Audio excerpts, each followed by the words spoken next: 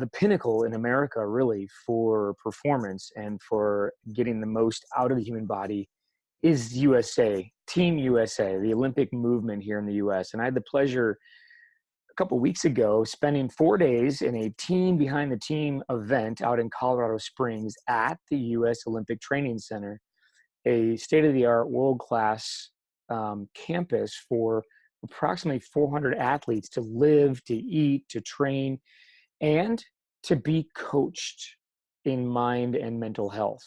The person who leads that charge is Peter Haberl. He's a senior sports psychologist for the U.S. Olympic Committee. And I had the chance to catch up with him for a brief interview to ask him some questions about how he takes high achievers who are used to being at the top of their game and helping them control their minds so that they can make it through a potential collapse, can get the very most out of their body when it matters the most, and when the U.S. Olympic Games are over, still know that there's somebody beyond just being a medal winner. Here's Peter. Today, Peter, thanks so much for taking time out of your busy schedule. Yeah, thanks for having me, Adam. Peter, your official title at the U.S. Olympic Committee is what? Senior sports psychologist. And one of the things that impressed me in your teaching was that this idea that you don't need to focus so much in your performance work at the mind level with your athletes on visualization, because you said to me that your athletes are always visualizing anyway. Can you describe that a little bit more for me? Because visualization, I think, is assumed to be a critical part of Olympic training. It is, but like in my experience, it's somewhat of almost like a natural skill for the athletes, right? So something they do. So the question for me is, okay, what can I add to them that's of value? So for me, I'm more concerned with helping them understand how the mind will work in a pressure situation, so they can then skillfully work with the mind in their environment. So the two skills that I focus on are really attention and awareness. Whether you're landing a jet on an aircraft carrier, or you're trying to perform a complex head and neck surgery, or you're about to get on the balance beam as a gymnast, or you mentioned Rafael Nadal in tennis, but being focused on the goal, being focused on the prize, is rarely an effective strategy for winning. But why is that, and how do you work with athletes in America, in a country where we're so focused on being the best, being number one, having the gold? In fact, the context of the U.S. team really is, it is all about the gold, meaning money is allocated based on those athletes who are most likely to get gold. How do you step into that space and achieve that awareness and focus that you're looking for? Well, I wanna skillfully work with that goal. You know, as you say, it's there, right? It's not going to go away. To a certain extent, I think you want the athletes to have that goal, but you want to understand that the outcome is something that happens in the future. And if my mind travels to the outcome, that usually means it's not present. Yet, best performance happens when I'm truly present, when I'm right here, right now, in this moment, right? So for the athletes at the games, the pull toward the outcome can become so powerful that it robs them of their ability to stay present. So the big focus of my work is, can I notice when the mind does that to me? Because when I notice, then I have the freedom to choose to either stay in the future with that outcome or to come back to the present moment, right? And again, for me, through my lens, it's so important for the athletes to cultivate this ability to notice when the mind travels to the future, and then have the skills in place to come back and focus on the present. But what I hear from men especially is that as I make them more aware of their mind, it actually raises their anxiety, because now they're caught in this loop of being aware, and it's hard for them to just live at that point.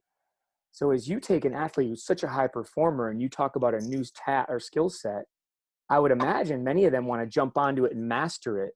But for some, that could be unnerving. How do you do it? Well, there's a couple of things that come up for me here, with what you raise is, I value awareness and I value attention, right? But there's a third element that we need here, that connect to the goals, and that's the values piece. Mm. So what's truly important to me, and how do I want to be, as opposed to what do I want to get. So the values are different than goals. Goals, that's a destination. Once I get there, I can check it off. But the values, they're more like a direction. It's not something I can check off. So a big question to address, and this is where on some levels, the anxiety that an athlete experience or your CEO's experience can be quite helpful, because there's something beautiful about the anxiety. So it tells me they care about something, right?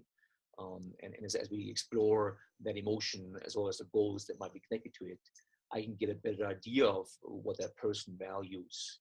And then that, being clear on the values can help me stay the course in the presence of uncomfortable thoughts and feelings. And again, in my world at Olympic Games, invariably uncomfortable thoughts and feelings will arise. Yeah, that's a beautiful statement, that when you sense anxiety, it tells you that somebody really cares about something. Mm-hmm.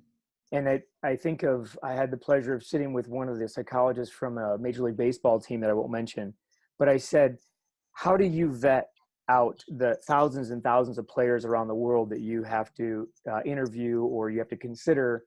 And he said that I look for a little bit of craziness. In other words, a little bit of anxiety, because he said those are the guys who are going to show up at the ballpark in the afternoon to practice. So he looks for a little bit of craziness. He looks for somebody who has a model, somebody who talks when he sits down with them at the McDonald's in Puerto Rico for the first time, and they say, my uncle this, my uncle that, my uncle, my uncle, my uncle. They have a model. The other thing was that they have their own life philosophy, their sense of values. And yet when I asked him if he talks to them about values, he says that most young athletes don't have the bandwidth to really go there. So is that a formal part of your process? I mean, do you sit and talk to your athlete about their values? I do, yes, yes. I guess I would disagree with that statement. I do think they have the bandwidth to go there. Yeah, because my question is the same for you as it was for him, and that is, how do you keep an athlete from imploding? They all walk in with a rare gift that very few people appreciate for what it is, because the expectation is that you need to use your gift to make it worthwhile, make it worth something. Yes. And I wonder how you keep an athlete from imploding when one expectation isn't met. Well, I think again that's a great question, right? Because here in this environment, when you were here, the five rings are always staring in your face, and on a certain level, it becomes quickly apparent that the love is very conditional. So Yes. if you do well on the journey towards the five rings, you'll get a lot of love, and if you don't, well, then that love will be withdrawn.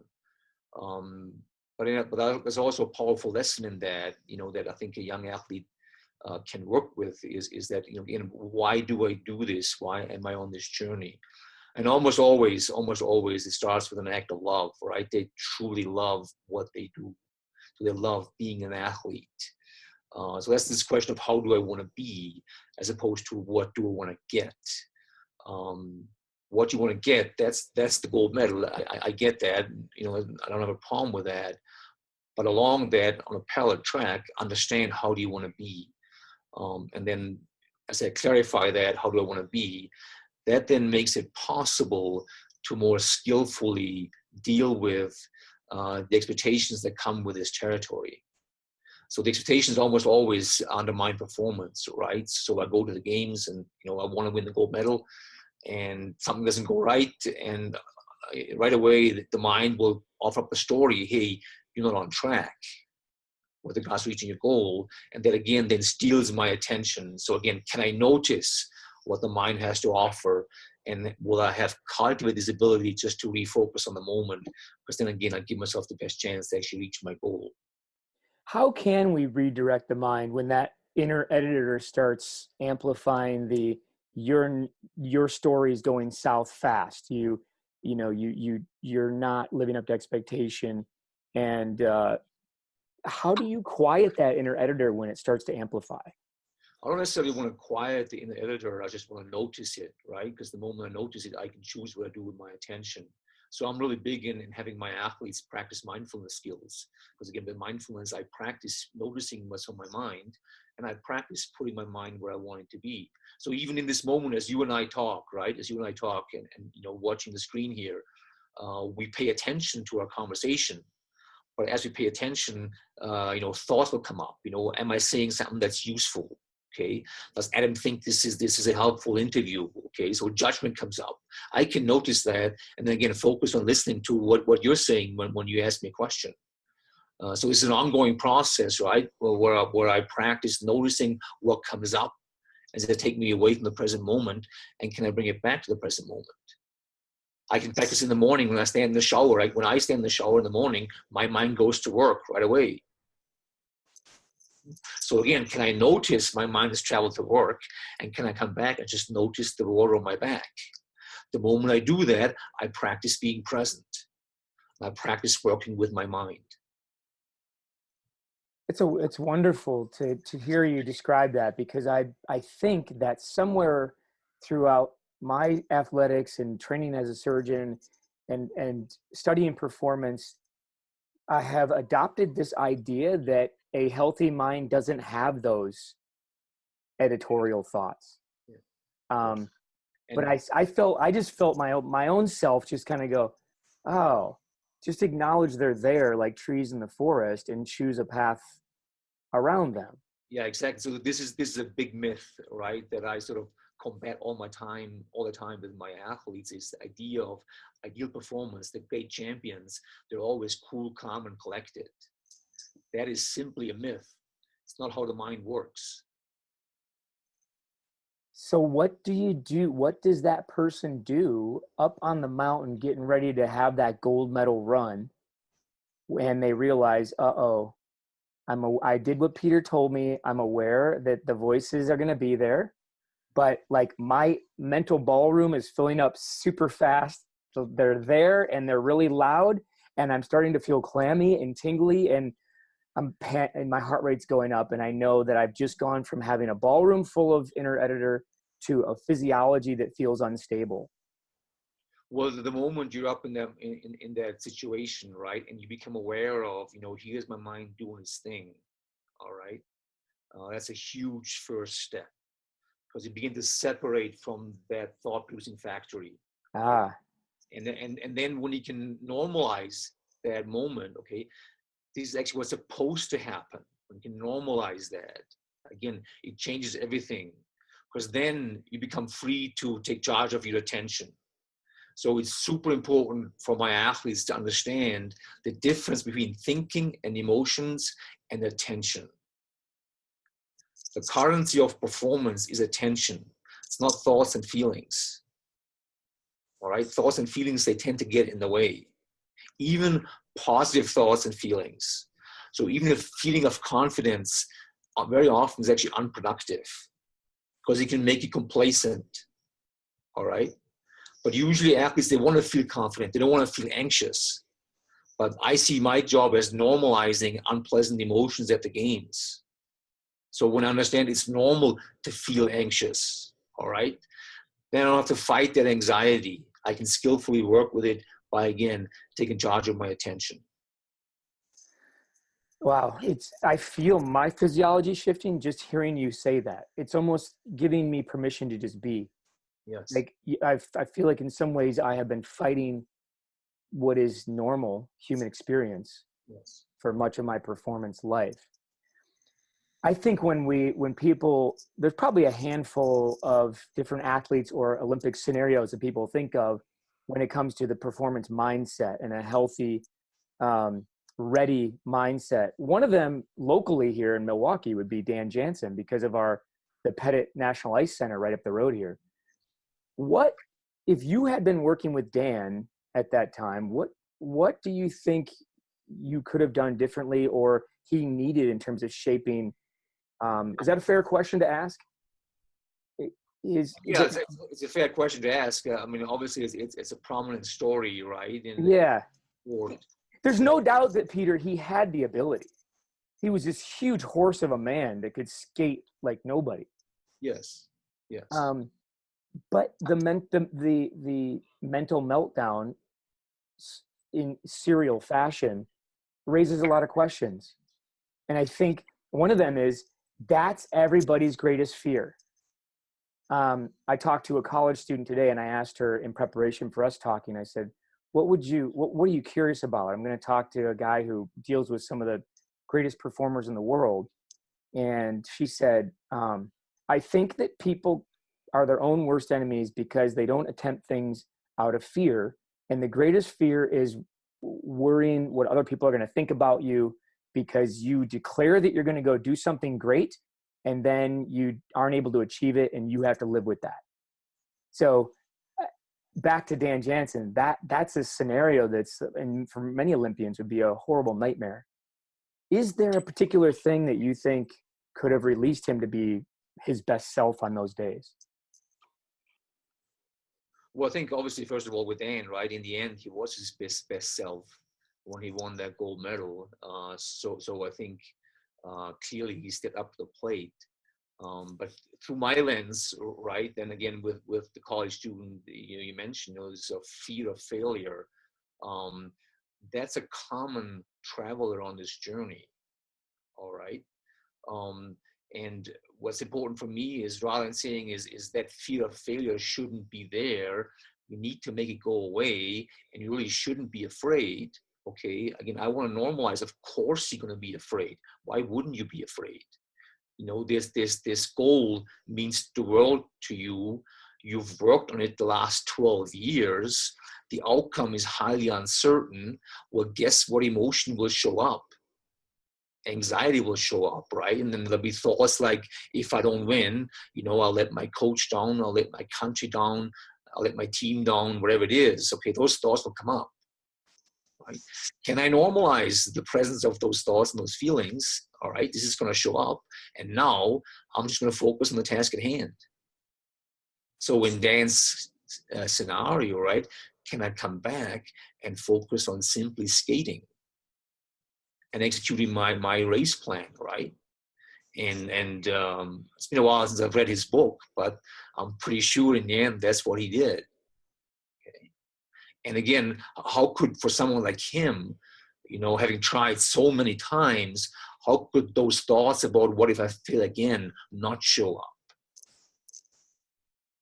It's the most normal thing for those thoughts to show up, right?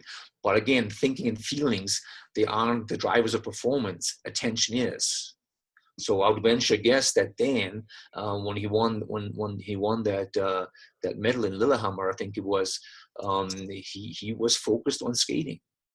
And then the thoughts, they're in the background. They can be there, but they no longer interfere. Do you think that in America, you have a greater challenge than any other team in the world because of our huge emphasis in this society on wearing the gold, even if you aren't golden on the inside, as long as you win that medal, baby, whatever it means, launch an app and get $10 million or drive the cool car. I mean, I left this country for 6 years, came back in 3 years ago, and it was overwhelming, the focus here and attention here on all that glitters being gold. Yes. Do you think that the U.S. has a particular challenge in that area, even as it relates to USA athletes? Yeah, I think it's probably safe to say that, right? America values winning. And so it's easy to get caught up in if I have that gold medal around my neck, I am somebody. And again, certainly that can get in the way because, again, through my lens, right, it pulls the athlete's minds towards the outcome rather than staying in the present. So again, we'll have to work on kind of recognize that siren call of the gold medal. Yeah. Take me away from being present. Peter, when I was there, I was totally inspired. And on the last night, traveling back to the hotel, there was a donor who made a comment to me that kind of made everything stop. And he said, I haven't heard a single athlete say in their presentations to us that they were grateful for being there. He said, it's as if we're supposed to feel sorry for them because they only make $22,000 a year. And I said, well, I think they should get paid more than that. And he said, but they're getting to do 80% of the time what they absolutely love. There's nothing else they'd rather do. Very few Americans get to say that. So I'm not sure that I feel bad for their position in society, and that I should necessarily feel bad because they may have to get a part-time job. I thought that was a really provocative statement, and it kind of burst my little Olympic bubble. Do you feel, are your athletes able to feel gratitude about being there? Well, I think it's actually kind of important to cultivate a sense of gratitude, because it's quite beneficial. And one of the sports I had the blessing to work with is the coach actually asked his athletes to write a letter of gratitude to a former coach, and then brought in the coach to the team setting, and there was a very, very moving experience, right? And that type of practice again helps us reconnect the athletes to the values piece, which then becomes sort of the antidote to the outcome focus, right? So I think it's wise for us to cultivate the sense of gratitude for sure. Yeah, Peter Haberl, you do some amazing work out there. Are you please going to write a book sometime soon that we can get our hands on? And can I help? Can I contribute somehow? Well, it's funny you mentioned that because I'm working on one. Yes, so that's good. One of my goals. Yes. Okay, good. I fully support that effort. The short time we got to spend with you was really impactful.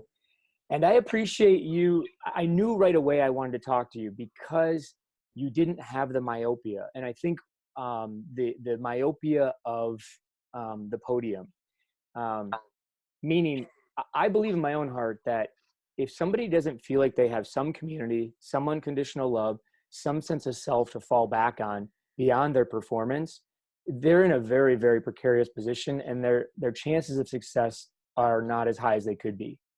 And I really appreciated your comments today about recognizing anxiety as the mind really caring about something, and seeing these negative thoughts, what you perceive as negative, being something that should be normalized. It's present. Of course it's going to be there. And just even hearing you say that just was reaffirming to me. And then thinking and feeling are not the drivers of success. It's attention. Those are just tremendous messages for our community. I'm going to circulate this interview to the Arise MD community and all of our affiliates. And I want all of them to know that 100% of USA Olympics is supported by private donations. That was a shocking fact that I learned out there. Exactly zero donut hole dollars come from our federal government to support this amazing dream generator called USA Olympics. And I encourage everyone to support Peter and the entire USA team out there. And Peter, I hope that you'll get that book done soon. And I hope that you'll come back and join us sometime again. Well, thank you. Thank you for the time, Adam. Appreciate talking to you. All right. All the best, my friend. Thanks.